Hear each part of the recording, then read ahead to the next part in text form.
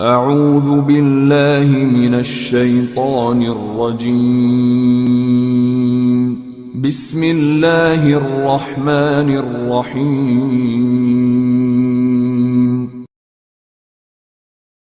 الحمد لله رب العالمين الصلاة والسلام على سيدنا ونبينا ومولانا محمد وعلى آل سيدنا ونبينا ومولانا محمد وبارك وسلم عليه. أما بعد فقد قال الله تعالى في شان حبيبه تعليما تكبيرا مخبرا وآمرا إن الله وملائكته يصلون على النبي يا أيها الذين آمنوا صلوا عليه وسلموا تسليما اللهم صل على سيدنا محمد وعلى آل سيدنا محمد وبارك وسلم عليه. وما توفيق إلا بالله لا حول ولا قوة إلا بالله العلي العظيم. ربي اشرح لي صدري ويسر لي أمري واحلل عقدة من لساني يفقهوا قولي. سبحانك لا علم لنا إلا ما علمتنا إنك أنت العليم الحكيم. ربي ذكرني منه ما نسيت وعلمني منه ما جهلت. ربي إني ميت وإنك حي يا ربي. ربي زدني علما ربي زدني علما ரப்பி ஜித்னி இல்மா. எல்லா புகழும் புகழ்ச்சியும் வல்லா அல்லாஹ் அவன் ஒருவனுக்கு உரித்தாக. சலாத்தும் சலாமும் ஈருலக நாயகர் கண்மணி நாயகம் முஹம்மது முஸ்தபா ஸல்லல்லாஹு அலைஹி வஸல்லம் அவர்கள் மீதும் அவர்களை பின்பற்றி வாழ்ந்த உத்தம சத்திய சஹாபாக்கள், தாபியின்கள், தபா தாபியின்கள், நாதாக்கள், சுஹதாக்கள், வலிமார்கள், இமாம் பெருமக்கள், நல்லவர்கள், பெரியவர்கள், குறிப்பாக இந்த ஜும்மா தொழுகைக்கு வந்திருக்கும் இன்னும் வரவிருக்கும் நம் அனைவர் மீதும் அல்லாஹ்வின் அருளும் ரஹ்மத்தும் என்றும் குறைவில்லாமல் நின்று நிலவட்டுமாக. ஆமீன். அல்ஹம்துலில்லாஹ். இந்த நல்லதொரு வேளையிலே நல்லதை கேட்பதற்கும் நல்லதை சொல்வதற்கும் தொடர்ந்து அது குறித்து நல்ல விஷயங்களை சிந்திப்பதற்கும் வருங்காலத்தில் அதன்படி செயலாற்றுவதற்கும் வல்ல அல்லாஹ் நம் அனைவருக்கும் தௌஃபீக் செய்வானாக. ஆமீன். ஆரம்பமாக அனைத்து நிலைமைகளிலும் அல்லாஹ் ஒருவனையே பயந்து கொள்கள் என்று முதலில் எனக்கும் அதற்கு அடுத்தும் நான் உங்களுக்கு வசிய செய்து கொள்கின்றேன். அல்லாஹ்வுடைய மாபெரும் கிருபை அல்லது சுப்ஹானஹு தஆலா அவனை பற்றி சிந்திப்பதற்கும் அவனை நினைவு கூறுவதற்கும் அவனுடைய இல்லத்தில் நமக்கு வாய்ப்பளித்திருக்கின்றான். வாழும் காலம் எல்லாம் அவன் பொருத்தத்துடன் வாழ்ந்து அவன் பொருத்தத்துடன் மரணித்து நாளை கபரிலிருந்து எழுப்பப்படும் போது அவன் பொருத்தத்துடன் எழுப்பப்படக்கூடிய தௌஃபீக்கை வல்ல அல்லாஹ் நம் அனைவருக்கும் தந்து அருள் புரிவானாக. ஆமீன். அல்ஹம்துலில்லாஹ். அல்லாஹு தாலா மனிதனை படைச்சு அவனுக்குரிய தேவையான சட்டங்களையும் அல்லாஹ் தாலா வகுத்திருக்கிறான். அந்த அடிப்படையில் ஒரு விஷயம் செஞ்சா என்ன நன்மை, ஒரு விஷயம் ஒரு பாவத்தை செஞ்சா என்ன தண்டனை சொல்லி ஷரியத்திலும் நமக்கு அல்லாஹ்வும் நாயகம் ஸல்லல்லாஹு அலைஹி வஸல்லம் வழிகாட்டி இருக்கிறாங்க. இஸ்லாத்துல அதோட சட்டங்கள்லாம் ரொம்ப ஆழமானது, தூர நோக்கு பார்வையுடையது, தொலைநோக்கு பார்வையுடையது. நம்முடைய அறிவுக்கு அது எட்டாது. சின்ன சின்ன விஷயத்துக்கெல்லாம் இவ்வளோ பேர் தண்டனையா அப்படின்ற மாதிரி பல பேர் குற்றம் சாட்டக்கூடிய ஒன்று என்னன்னு சொன்னா, இஸ்லாத்துல ரொம்ப சட்டம் ரொம்ப கடுமையா இருக்குது, சின்ன சின்ன விஷயத்துக்கெல்லாம் மரண தண்டனை கொடுக்குறாங்க, தூக்கு தண்டனை, கையை வெட்டுறாங்களே அப்படின்னு பல பேர் பல குற்றச்சாட்டு. ஆனா இஸ்லாம் எப்பயுமே ஒரு விஷயம் சொல்லுதுன்னு சொன்னா அது மேலோட்டமா சொல்லாது, அது ஆழமா இருக்கும், இன்னும் தொலைநோக்கு பார்வையோட இருக்கும். அது உள்நோக்கத்தை ஆராய்ஞ்சுன்னு சொன்னா அதுல ஒரு உண்மை புலப்படும். எல்லாமே அப்படிதான். ஏன்னா அல்லாஹ் சொல்றான் குர்ஆன்ல, வலக்கும் ஃபில் ஹயாஸ் வலக்கும் ஃபில் கிசாஸி ஹயாத்துன். நீங்க இஸ்லாம சரி சட்டம் நீங்க சொல்றீங்க இல்லையா, அந்த தண்டனைக்கு பிறகுதான் உங்களுக்கு ஹயாத் வாழ்க்கை இருக்குது என்பதாக அல்லாஹ் தஆலா குர்ஆன்ல சொல்றான். ஒரு தண்டனை கொடுத்த பிறகுதான் உங்களுக்கு மறுவாழ்வு இருக்குது அப்படின்னு அல்லாஹ் குர்ஆன்ல சொல்றான். நம்ம பார்வைக்கு அது சாதாரணமா தெரியும். மௌத்து ஒரு பாவம் செஞ்சுட்டா அவருக்கு மரண தண்டனை, கழுத்து துண்டிக்கப்படலாம் அப்படின்னு சொல்லுவோம். நம்ம நினைப்போம் அவர் மௌத் ஆயிட்டாரு. ஆனா அல்லாஹ் சொல்றான் வலக்கும் பில் கியாஸ், உங்களுக்கு கிசாஸ்ல அந்த தண்டனையில தான் இருக்குது ஹயாத்துன், வாழ்க்கை அதுக்கப்புறம் தான் இருக்குது அப்படின்னு அல்லாஹ் சொல்றான். திருடுனா ஒருத்தன் திருடிட்டான்னு சொன்னா அவன் வலது கை மணிக்கட்டு வரை வெட்டலாம், இது சரிய சட்டம். அதே மாதிரி விபச்சாரம் செஞ்சுட்டான்னு சொன்னா கசையடி அடிக்கலாம், மது குடிச்சான்னு சொன்னா சவுக்கடி அடிக்கலாம். இப்படி நிறைய சட்டம் இஸ்லாத்தை சொல்றாங்க. இந்த சட்டம் எல்லாம் நமக்கு பார்வையில பெரிய குற்றமா பெரிய அநியாயமா தெரியும். ஆனா அல்லாஹ் எதையுமே ஒரு தொலைநோக்கு பார்வையோடு தான் அல்லாஹ் சொல்லுவான். பொருட்களை திருடனா, உடைமைகளை திருடனா, துணிமணியை திருடினா இதுக்கெல்லாம் திருட்டுன்னு சொல்லப்படும். வலது கை மணிக்கட்டு வரை துண்டிக்கப்படும். ஒரு பாதிக்கப்பட்ட இது எப்படின்னு சொன்னா பாதிக்கப்பட்ட இடத்துல இருந்து பார்க்கலாம். இப்போ பொதுவா நம்மளுடைய பார்வைக்கு அது திருட்டு, இதுக்கு போய் கை வெட்டுறாங்க அப்படின்னு சொல்லுவோம். ஆனா யாருடைய பொருள் திருடப்பட்டதோ அவருடைய இடத்துல இருந்து பார்த்தோம்னு சொன்னா இது எவ்வளவு பெரிய விஷயம் அப்படின்னு நமக்கு தெரியும். அல்லாமா ஹதீஸ் கலை வல்லுனர் அஸ்மாயி ரஹிமஹுல்லா அவங்கள்ட்ட ஒருத்தர் பேசுறாரு. ஒரு மாட்டு மத சகோதரர் பேசிட்டு இருக்கிறாரு.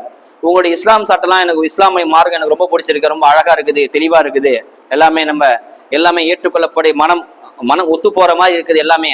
ஆனா ஒண்ணு மட்டும் தான் எனக்கு ரொம்ப இடிக்குது. ஒரு திருடுனான்னு சொன்னா நீங்க கையை மணிக்கட்டவரை வெட்டலன்னு சொல்றீங்களே, அது ரொம்ப எனக்கு அநியாயமா தெரியுது அப்படின்னு ஒரு மாட்டு மத சகோதரர் அஸ்மாயி ரஹிமஹுல்லா அவங்கள்ட்ட கேட்கிறாரு. சின்ன திருட்டு தானே, மன்னிச்சுட்டு போலாம் இல்லையா, இதுக்கு இல்லாம போய் கையை வெட்டு, வலது கையை மணிக்கட்டவரை வெட்டுவாங்க அப்படின்னு அவங்க கேட்கறாங்க. அப்போ அஸ்மை ரஹிமுல்லா அவங்க சொல்றாங்க, சரி அல்லாஹ் சொன்னது ஒரு பக்கம் இருக்கட்டும், ஸல்லல்லாஹு சொன்னது ஒரு பக்கம் இருக்கட்டும், நான் உங்கள்கிட்ட பொதுவா கேட்கிறேன் அப்படின்னு கேட்கிறாரு. உங்க மகனுக்கு ஒரு ஆப்ரேஷன், ஏதாவது விபத்திலயோ ஏதாவது ஒரு நோயிலோ படுக்கை ஆயிட்டாரு, நாளைக்கு ஆப்ரேஷன் பண்ணலாம், ஒரு பெரிய தொகை ஹாஸ்பிட்டல்ல கேட்கறாங்க. அவர் விளக்கம் கொடுக்குறாரு, அந்த மாட்டு சகோதரர் விளக்கம் கொடுக்குறாரு. ஒரு பெரிய தொகை ஹாஸ்பிட்டல்ல கேட்கறாங்க, டாக்டர் கேட்கறாங்க, அந்த தொகையை கொடுத்தாதான் ஆப்ரேஷன் பண்ணணும், அந்த ஆப்ரேஷன் பண்ணாதான் உங்க மகன் உயிர் பழைப்பான், இல்ல உயிருக்கு உத்தரவாதம் கிடையாது அப்படின்னு சொல்லிட்டாங்க. அந்த தொகை உங்க வருமானத்தை விட, உங்களுடைய இருப்பை விட, உங்களுடைய சேமிப்பை விட ரொம்ப அதிகமா, ரொம்ப கண்ணு கெட்ட தூரம் வரைக்கும் ரொம்ப பல மடங்கா இருக்குது. இப்போ நீங்க யாரையாட்டும் அறிஞ்சு தெரிஞ்சு இன்னும் சொன்ன போனா பிச்சைலாம் எடுத்து ரொம்ப கஷ்டப்பட்டு கடன் வாங்கி அதை வாங்கி இதை வாங்கி எப்படியோ உயிரை தலையை அடமானம் வச்சுன்னு சொல்லுவாங்க இல்லையா, அந்த மாதிரி ரொம்ப கஷ்டப்பட்டு புரட்டிட்டீங்க காசை, அந்த காசை சேர்த்துட்டீங்க. நாளைக்கு விடிஞ்சா கொண்டு போய் ஹாஸ்பிட்டல கட்டணும், கட்டிட்டானா ஆப்ரேஷன் பண்ணுவாங்க, ஆப்ரேஷன் பண்ணா உயிர் பொழைச்சுப்பாரு. இந்த டைம்ல இரவோடு இரவா ஒரு திருடன் வந்து மொத்த காசு திருடிட்டு போயிட்டான், இப்போ நீங்க என்ன பண்ணுவீங்க அப்படின்னு கேட்கறாங்க. அஸ்மை ரஹிமுல்லா கேட்கறாங்க. அவன் கையில கிடைச்சிட்டான், திருட்டு போனவன் திருட்டு போயிட்டான், திரும்ப அவன் கையில கிடைச்சா என்ன பண்ணுவீங்க அப்படின்னு கேட்கறாங்க. அப்ப அந்த மாட்டு மத சகோதரர் சொல்றாரு, அவன் மட்டும் என் கையில கிடைச்சான்னு சொன்னா அவனை குழி தோண்டி புதைச்சிடுவான், ஒரே குத்தா குத்திடுவா அப்படின்னு சொல்றாங்க. அப்ப அஸ்மை ரஹிமுல்லா சொல்றாங்க, நாங்க அதெல்லாம் சொல்லல, அவன் கிடைச்சானா கையை மட்டும் தான் வெட்ட சொல்றோம் அப்படின்னு சொல்றாங்க. அந்த திருடன் ஒருவேளை எங்களுக்கு கிடைச்சிட்டான்னு சொன்னா குற்றம் நிரூபிக்கப்பட்டா கையை மட்டும் தான் வெட்ட சொல்றோம், நாங்க கொலைலாம் பண்ண சொல்லல அப்படின்னு சொல்றாங்க. இதுதான் இஸ்லாம் சொல்லுது. பாதிக்கப்பட்ட இடத்துல இருந்து பார்த்தோம்னு சொன்னா அதோட வலி வேதை நமக்கு தெரியும். நம்ம சொல்லுவோம் ஒரு காலேஜ் ஃபீஸ் கட்டலும் ரொம்ப கஷ்டப்பட்டு சேர்த்து வச்சிருக்கோம், அது திருடிட்டு போயிட்டான், ஒரு 10,000 20,000 திருடிட்டு போயிட்டான், அவனுக்கு அந்த பாதிப்பு இடத்துல இருந்து பார்த்தா தெரியும், ரொம்ப கஷ்டப்பட்டு உழைச்சி சேர்த்த நீ திருடிட்டு போயிட்டே அப்படின்னு அவர் கோவப்படுவார். அப்பதான் நம்ம கைவெட்ட சொல்றோம். நம்ம சொல்லுவோம் ஒரு 10,000 கைவெட்ட சொல்றாங்க அப்படின்னு நமக்கு தெரியும். ஆனா பாதிக்கப்பட்ட இடத்துல இருந்து பார்த்தாதான் சரி சட்டத்துடைய ஆழம் என்ன நமக்கு புரியும். அதுதான் அல்லாஹ் சொல்றான். எல்லாத்துக்கும் அந்த தண்டனை கிடையாது, சட்டம் ரொம்ப தெளிவா இருக்குது. எல்லா திருட்டான்னு எல்லாத்துக்கும் தண்டனை கிடையாது. சுய அறிவு இல்லாதவன், ஒரு அறிவே இல்லை, ஒரு சின்ன பையன் திருட்டான்னு சொன்னா அவனுக்கு அந்த தண்டனை கையில வெட்டக்கூடாது, அவனை மன்னிச்சு விட்டுறோம். பகுத்தறிவு இல்லை, வயதுக்கு வராதவன், அதாவது ஒரு நார்மல் ஸ்டேஜுக்கு ஒரு 10-15 வயசுக்கு மேல ஸ்டேஜுக்கு பருவம் அடையாத பையன், பழுதும் அடையா பொண்ணும் திருட்டான்னு சொன்னா அதுக்கு அந்த தண்டனை கிடையாது.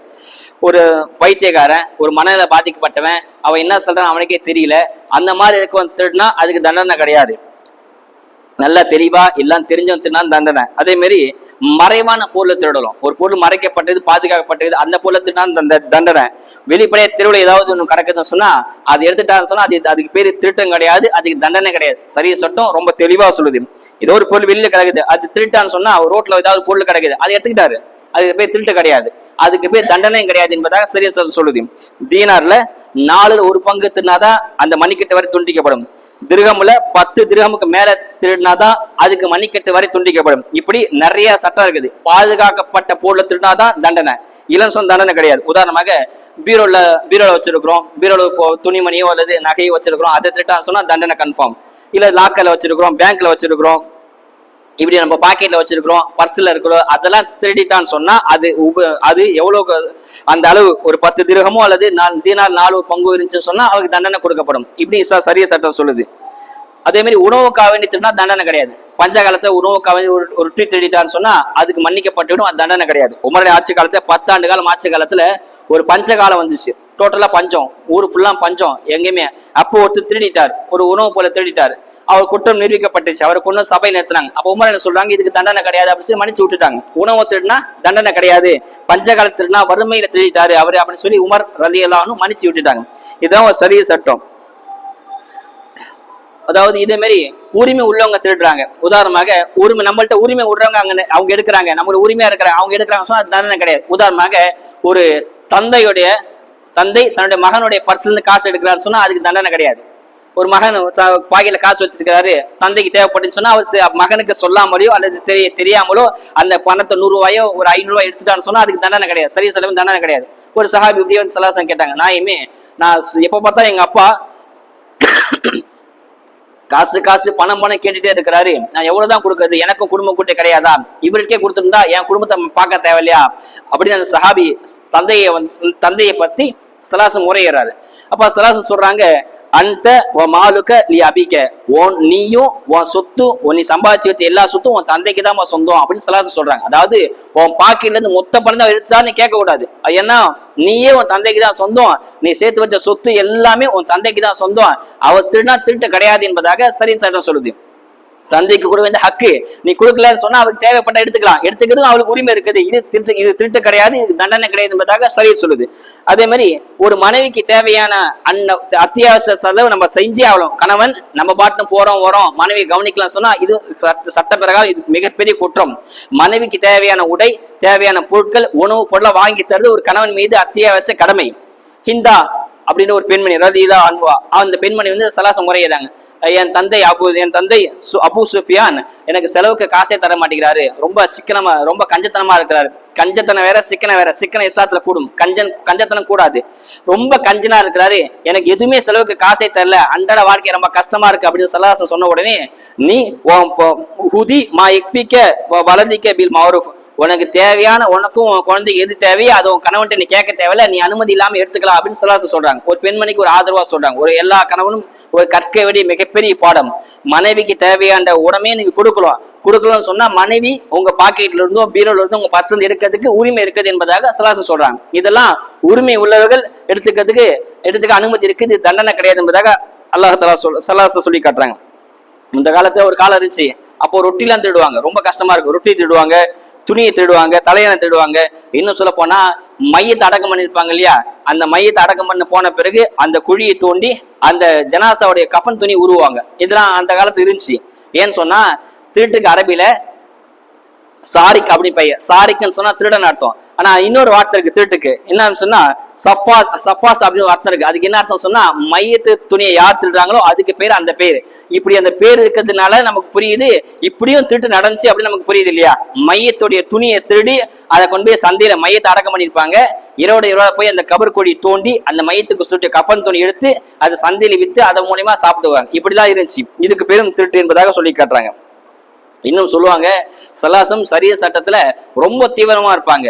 அந்த குற்றம் நிரூபிக்கப்பட்டுன்னு சொன்னா தண்டனை கொடுத்தே தீருவாங்க. அது யாரு என்ன பார்க்க மாட்டாங்க. சபையில வந்துட்டாங்க அவர் திருடினாரு அப்படின்னு கன்ஃபார்மா தெரிஞ்சிச்சு, குற்றம் நிரூபிக்கப்பட்டுன்னு சொன்னா தண்டனை கொடுத்துருவாங்க. அவர் எவ்வளவு பேர் ஆளதான் பார்க்க மாட்டாங்க. நமக்கு எல்லாம் அறிஞ்ச ஒரு பிரபலமான ஒரு ஹதீஸ், மக்தூம் கூட்டத்தை சார்ந்த ஒரு பெண்மணி, அவங்க திருடிட்டாங்க. சலாசம் சபையில கொண்டு வந்துட்டாங்க. கொண்டு வந்தோடனே குற்றம் நிரூபிக்கப்பட்டுச்சு. இப்ப வலது கை மன்னிக்கட்ட வர துண்டிக்கணும். அவங்க மிகப்பெரிய கோத்திரத்தை சார்ந்தவங்க, மக்காவில மிகப்பெரிய கோத்திரம். எந்த காஃபிரும் இருந்தாங்க, மாற்று மத சகோதரர் இருந்தாங்க, முஸ்லீம் இருந்தாங்க. அபு ஜஹல் இருந்தாங்க இல்லையா, இருந்தாங்க இல்லையா, அவனு அந்த கூட்டத்தை சார்ந்தவன் தான். பெரிய ஒரு தலைக்கட்டுன்னு சொல்லுவாங்க இல்லையா, அந்த மாதிரி மக்தூம் கூட்டத்தை சார்ந்தவங்க. அந்த பெண்மணி குற்றம் நிரூபிக்கப்பட்டுச்சு. எல்லா சஹாபாக்களும் பயந்தாங்க. ஒருவேளை இந்த பெண்மணியோட கையை துண்டிச்சுட்டாங்கன்னு சொன்னா மதினால பெரிய புரட்சி ஏற்படும், இது எப்படியாவது தடுக்கலாம் அப்படின்னு சொல்லி சலாசம் நேரடி பேசவும் முடியாது இல்லையா. சலாசம் மடியில தவழ்ந்த குழந்தை உசாமா ரலியல்லாஹு அன்ஹு, சின்ன குழந்தை, அவங்ககிட்ட சொல்லி நைசன் இப்ப என்ன பேசி பாருப்பா, சலாசம் தண்டனை குறைக்க வாய்ப்பு இருக்கு இல்லையா, போய் கேளு அப்படின்னு உசாமாவை தூண்டி விட உசாமா ரலியல்லாஹு அன்ஹு அரை மனதோட சலாசம் கிட்ட போறாங்க. போய் நாயகமே இப்படி தண்டனை கொடுக்குறீங்களே அப்படின்னு கேட்ட உடனே சலாசம் முகம் சிவந்து போச்சான். ஹதீஸ்ல அறிவிக்கிறாங்க, உசாமா மேல அதுக்கு முன்னாலும் அதுக்கப்புறம் அப்படி கோவப்பட்டதே இல்லையா சலாசம். அவ்வளவு கோவப்பட்டாங்க. சலாசம் சொன்னாங்களாம், இதுக்கு முன்பு உள்ள சமுதாயம் அழிந்து போனது காரணம் என்ன தெரியுமா, வசதி படைத்தவர்களுக்கு இலகுவான சட்டத்தையும் ஏழ்மையான வறுமையானவருக்கு கடுமையான சட்டத்தை கொடுத்தாங்க. இதனாலதான் சமூகம் அழிஞ்சு போச்சு. நீங்க அல்லாவோட சட்டத்துல, அல்லாவுடைய சரிய சட்டத்துல நீங்க குறைக்க நீங்க ஆசைப்படுறீங்களா, அதுக்கு நீங்க எனக்கு சிபாரிசு செய்யுங்கன்னு சொல்லி உசாமாவை கடுமையா கண்டிச்சதாக ஹதீஸ்ல வருது. திரும்ப சலாசம் சொல்றாங்க, வரலாற்றுல பொன்னியத்தை பொறிக்கப்பட வேண்டிய ஒரு வார்த்தை. சலாசம் சொல்றாங்க, என் மகள் பாத்திமா திருடிந்தாலும் கூட நான் கையை துண்டிப்பேன் என்பதாக சொல்றாங்க. என் மக பாத்திமா அவங்க திருடிட்டாங்க, அது உறுதி செய்யப்பட்டதுன்னு சொன்னா அவங்க கையும் நான் பாரபட்சம் இல்லாமல் எந்த சலுகையும் செய்யாமல் வலது கை மண்ணி கட்டு வரை துண்டிப்பேன் என்பதாக சலாசம் சொல்லி அந்த பெண்மணி கையை துண்டிச்சாங்க என்பதாக ஹதீஸ்ல வருது. இப்படி நிறைய விஷயங்கள். சஃப்வான் இப்னு உமையா ரலியல்லாஹு அன்ஹு அப்படி ஒரு சஹாபி மதீனாவுக்கு வராங்க. வந்த கலைப்புல பிரயாண கலைப்புல மதீனாவில் அப்படி படுத்து தூங்கிட்டாங்க. தூங்கும் போது தலைக்கு ஒரு துண்டை வச்சு தூங்குறேன். நம்ம பார்வையில சொன்னா சால்வன்னு சொல்லுவோம் இல்லையா, சால்வை, அந்த மாதிரி ஒரு விலை மதிப்புடைய ஒரு துண்டை தலைக்கு வச்சு தூங்குறாங்க. இதை பார்த்த ஒரு நபர் பள்ளிவாசலுக்கு வராரு. வந்து ரொம்ப காஸ்ட்லியா ரொம்ப அழகா இருக்குன்னு சொல்லி அந்த துணி இப்படி தலையிருந்து எடுக்க போறாரு. சஃப்வான் முடிச்சுட்டாங்க. முடிச்சு அந்த எடுத்த கையில துண்டு இருக்க சமயத்துல கையை பிடிச்சிட்டாங்க. அந்த திருடனை கையை பிடிச்சிட்டு உடனே சலாசன் தர்பாருக்கு மாதிரி நான் கூட்டு வந்தேன். நாயுமே இவர் நான் படுத்து இருக்க என் தலையின் துண்டு உருவிட்டாரு, நான் கையும் கிளம்ப பிடிச்சிட்டேன் அப்படின்னு சலாசன் சொன்ன உடனே சலாசன் சொல்றாங்க, இவ கையை துண்டிங்க அப்படின்னு சொல்றாங்க. துண்டை திருநவர் அமைதியா தலை குஞ்சு நிக்கிறாரு. ஆனா சஃப்வான் ரலியல்லாஹு சொல்றாங்க, நாயுமே வேணாம் நான் அதுக்கெல்லாம் ஆசைப்படல, எல்லாம் இருது ஹாதா, நான் இந்த அளவுக்கு நீங்க கையை துண்டிப்பீங்களே அந்த அளவுக்கு நான் போகும் நினைக்கல, அவ தெரியாம திருட்ட விட்டுடுங்க, நான் மன்னிச்சிட்டேன் அப்படின்னு சஃப்வான் ரலியல்லாஹு சொல்றாங்க. என் துண்டை தான் திருடினாரு, நான் மன்னிச்சு விடுங்கன்னு. அப்ப சலாச சொல்றாங்க, அல்லா கபல அந்த தாத்தீனி பிஹி, இதை நீ முன்னாடியே செஞ்சிருக்கலாம் இல்லையா, உன் துண்டை திருடா நீ மன்னிச்சு விட்டுருக்கலாம் இல்லையா, துண்டை திருப்பி கொடுத்துருக்கலாம் இல்லையா, அவர் ஆசைப்பட கொடுத்துருக்கலாம் இல்லையா, என் சபைக்கு வந்து குற்றம் நிரூபிக்கப்பட்டுன்னு சொன்னா நான் அதுக்கு சலுகை கிடையாது, நான் கையை துண்டிப்பேன்னு சொல்லி கையை துண்டிச்சிட்டாங்க. அந்த அளவுக்கு சரியசன் கடுமையா இருக்குது. குற்றம் உண்மை அப்படி நிரூபிக்கப்பட்டுன்னு சொன்னா சலாசலம் யாருக்கும் இந்த சலுகையும் பார்க்க மாட்டாங்க, கையை துண்டிச்சு ஆகணும். சரியசன் அவ்வளவு தெளிவா இருப்பாங்க. அதுதான் அல்லாஹ் சொல்றான், வலக்கும் பில் கிசாசி ஹயாத்துன், ஒரு சட்டம் நிரூபிக்கப்பட்டு சொன்னா அந்த சட்டம் உங்களுக்கு பார்வையில அது பாவமா தோணும், ஆனா அதுதான் ஹயாத், அதுதான் வாழ்க்கை என்பதாக அல்லாஹ் தஆலா குர்ஆன்ல சொல்லலாம். ஏற்கனவே சில ஜும்மா நம்ம பார்த்தோம் இல்லையா, ஒரு சஹாபி, அந்த சஹாபி ஒரு அந்நிய பெண்ணோட தவறான முறை நடந்துருப்பாரு. அவர் பேர் மாயின் ரலியல்லாஹு அன்ஹு நடந்துப்பாரு. அவர் சலாசம் வந்து சொன்ன உடனே சலாசம் தவிர்க்க பார்ப்பாங்க. திரும்ப நான் செஞ்சேன் ஒத்துக்கிட்ட உடனே அவருக்கு சரிய சட்ட பேர தண்டனை கொடுப்பாங்க. அவர் மௌத்தா போயிடுவாரு. ஒரு நாளுக்கு அப்புறம் 2வது நாள் தொழுகை வைப்பாங்க, ஜனாசா தொழுகை வைப்பாங்க. அப்ப ஜனாசா தொழு விபச்சாரம் செஞ்ச அந்த நபருக்கு சலாசம் ஜனாசா தொழுகை வைப்பாங்க. அப்ப சஹாபாக்கெல்லாம் கேட்பாங்க, நாஹிமே இவர் பாவம் செஞ்சுட்டாரு, கொடிய பாவம் செஞ்சுட்டாரு, இவருக்கா நீங்க ஜனாசா தொழுகை வைக்கிறீங்க அப்படின்னு சஹாபாக்கள் கேட்டோடனே சலாசம் சொல்லுவாங்களாம், இல்ல தோழர் அப்படி கிடையாது, இவர் இப்போ சொர்க்க நதி நீந்து கொண்டிருக்கிறார் அப்படின்னு சலாசம் சொல்லுவாங்க. இது ஹதீஸ்ல பதிவு செய்யப்பட்டிருக்கு. அந்த அளவுக்கு ஒரு பாவம் செஞ்சா தண்டனை கொடுத்தான்னு சொன்னா அந்த தண்டனைக்கு பிறகுதான் வாழ்க்கை ஹயாத் என்பதாக அல்லாஹ் குர்ஆன்ல சொல்றான். இதெல்லாம் ஒரு திருட்டு, இதெல்லாம் உடைமைகளை திருடுது, பொருளை திருடுது, துணியை திருடுது, இதெல்லாம் உடைமைகளை திருடுது. இன்னொரு திருட்டு இருக்குது, அது பேர் உரிமைகளை திருடுது, ஜனநாயக உரிமையை திருடுது, இதுக்கு பேரும் திருட்டு தான். அதாவது உதாரணமாக ஆவணங்களை திருடுது. ஆவணங்கள் அப்படின்னு சொன்னா பத்திரப்பதிவு திருடுது. அல்லாஹ் குர்ஆன்ல ஒரு மிகப்பெரிய ஒரு ஆயத்து இருக்குது, 6666 ஆயத்துல ஒரு பெரிய சூரத்துல் பக்ரா இருக்குது. அந்த ஆயத்துக்கு பேர் ஆயத்து தைன், பக்ரா சூரால வரும். கிட்டத்தட்ட 1.5 பக்கம் அந்த ஒரு ஆயத்து வரும். அந்த ஆயத்தை அல்லாஹ் சொல்றான், நீங்க ஏதாவது கடன் கொடுத்துட்டா ஏதாவது செஞ்சா அதை பத்திரத்தை பதிவு செய்யுங்க. அல்லாஹ் சொல்றான், ஆவணங்கள் பதிவு செஞ்சு வச்சிங்க. யார் கடன் கொடுத்தாலும் சரி, அதாவது மௌத்தா போயிட்டார், வசியை செஞ்சுட்டாரு சொன்னா அதை பதிவு செய்யாம இருக்காதீங்க, பதிவு செய்ய அல்லாஹ் சொல்றான். அதுல மின்கும், அதை பதிவு செய்ய எப்படி தெரியுமா இருக்கலாம். இப்ப நான் ஒருத்தட்ட கடன் வாங்குறேன்னு சொன்னா அவர் கடன் பத்திர பதிவு செய்யறாருன்னா அது ஒருத்தர் பதிவு செய்யலாம். அந்த பதிவு செய்யக்கூடிய நபர் எப்படி சொன்னா அதுல மின்கும், உங்கள நல்லவரா இருக்கணும், பதிவு செய்ய நல்லவரா இருக்கும், நேர்மையான நீதனா இருக்கும், அவர் தான் பதிவு செய்யணும். அவர் தவறானவரோ அல்லது சாட்சியை மாத்தி பொருளக்கூடியவரா இருக்கக்கூடாது, நேர்மையான பதிவு செய்யலாம்னு அல்லாஹ் சொல்றான். இது பேர் தான், இதுக்கு பேர் சாட்சி ஆவண திருட்டு என்பதா சொல்லுவாங்க. இந்த ஆவணத்திட்ட மாற்றினாலோ அல்லாஹ் குர்ஆன்ல சொல்றான், யார் இந்த ஆவணத்திட்ட பதிவு செஞ்ச பிறகு மாத்துறாங்களோ, அடிக்கிறாங்க, திருத்துறாங்களோ அதுக்கு பேர் அல்லாஹ் குர்ஆன்ல சொல்றான், வமன் பத்லஹு பாதமா சமய ஃபைன்னமா ஆசிமுன் கல்புஹு, யார் பதிவு செஞ்ச பிறகு யார் மாத்துறாங்களோ அவருக்கு மிகப்பெரிய பாவம், அந்த பாவம் அவரே சாரும் என்பதாக அல்லாஹ் சொல்றான். ஏன் இதெல்லாம் சொல்றேன்னு சொன்னா, நவீன காலத்தை நம்ம பாக்குறோம் இல்லையா, ஒரு சட்டம் வந்திருக்கு, SIR அப்படின்னு சொல்லி சட்டம் வந்திருக்கு இல்லையா, அந்த சட்டத்துல இப்படிதான் நடக்குது. இதை முதல்ல மாத்திரம் யார் தெரியுமா, யூதர்கள் தான். குர்ஆன்ல அல்லாஹ் தஆலாவோட குர்ஆன் இதுவும் ஒரு ஆவணம் தான், அல்லாஹ்வுடைய ஆவணம். அந்த ஆவணத்தை முதல்ல மாத்திரம் யார் தெரியுமா, யூதர்கள், யஹூதிகள் தான் முதல்ல மாத்துறாங்க. அல்லாஹ் குர்ஆன்ல தௌராத்துல சில சலாசமுடைய முன்னறிவிப்புகளை சொல்லி இருக்கிறான். அந்த முன்னறிவிப்பை யூதர்கள் தான் முதல்ல மாத்த ஆரம்பிச்சாங்க. சில வார்த்தைகளை மாத்தினாங்க, சில வார்த்தைகளை சில எழுத்துக்களை மாத்த ஆரம்பிச்சாங்க. அல்லதீன யக்துமூன மா அன்ஸலல்லாஹு பில் பையினாத்தி வல் ஹுதா, அல்லாஹ் தஆலா சலாசம் பத்தி சொன்ன சில விஷயங்களை தௌராத்தை மாத்த ஆரம்பிச்சாங்க. முதல்ல அவங்க தான் ஆரம்பிச்சாங்க, இன்னும் அவங்க தான் மாத்திட்டே இருக்காங்க. இது சில பேர் மாத்திட்டாங்க. இது ஒரு பொருளை திருடால கையை வெட்ட சொல்ல சரியத்து, ஆவணங்கள் திருடுறதுக்கு பேரு ஹியானத் அப்படின்னு சொல்லுது, மோசடி. ஆவணங்களை மாத்துறது, நம்ம பேரை மாத்துறது, ஓட்டர் ஐடி நம்ம பேரை மாத்துறது, நம்ம தகப்பன் பேரை, நம்ம போட்டோவை, நம்ம லிஸ்ட, நம்ம அட்ரஸை மாத்துறது, இதுக்கு பேரு ஹியானத், அரபில மோசடின்னு சொல்லுவாங்க. ஹதீஸ்லயும் குர்ஆன்லயும் இதுக்கு என்ன வார்த்தை சொன்னா பொய் சாட்சி, அதாவது ஷஹாதத்து ஸூர், பொய் சாட்சி அப்படின்னு சொல்லுவாங்க. நம்ம ஆவணங்களை மாத்தினா அதுக்கு பேரு ஷஹாதத்து ஸூர், பொய் சாட்சின்னு சொல்லுவாங்க. சலாசம் 7 பெரிய பாவங்கள் அப்படின்னு சொல்லி பட்டியலிடுறாங்க. 7 பெரிய பாவங்கள், ஆக கொடிய 7 பெரிய பாவங்கள் பட்டியலிடுறாங்க. அதுல இணை வைப்பது, அல்லாஹ் இணை வைக்கிறது, பெற்றோரை துன்புறுத்துறது, பெற்றோருக்கு துன்புறுத்துறது, கொலை செய்யறது, கொள்ளை செய்யறது, அந்த வரிசையில் சூனியம் செய்யறது, இதே அந்த வரிசையில் தான் வந்து பொய் சாட்சி அப்படின்னு வருது. பொய் சாட்சி அதாவது ஆவணங்களை மாத்துறாங்க இல்லையா, இதுக்கு பேர் ஷஹாதத் ஸூர், பொய் சாட்சி. இதுக்கு மாத்தினாலும் இதுக்கும் மிகப்பெரிய தண்டனை என்பதாக அல்லாஹ் ஸல்லல்லாஹு அலைஹி வஸல்லம் சொல்றாங்க. அதனால நம்மளுடைய லிஸ்ட தெளிவா வச்சுக்கோம். ஒரு காலத்துல இருந்துச்சு ஆட்சி அமைக்கிறதுக்கு எம்எல்ஏ எம்பிகளை விலை கொடுத்து வாங்குவாங்க. அந்த காலத்துல அப்படிதான் இருந்துச்சு. ஒரு ஆட்சி அமைக்கணும் சொன்னா எம்எல்ஏ எம்பி வாங்கலாம். ஆனா இப்ப எப்படி ஆயிடுச்சு, அந்த எம்எல்ஏ எம்பியை தேர்ந்தெடுக்கிறது எது சாதனமோ ஓட்டு, அந்த ஓட்டை இப்ப வாங்க ஆரம்பிச்சிட்டாங்க. ஸ்ட்ரெயிட்டா எம்எல்ஏ எம்பி வாங்கினாதானே பிரச்சனை.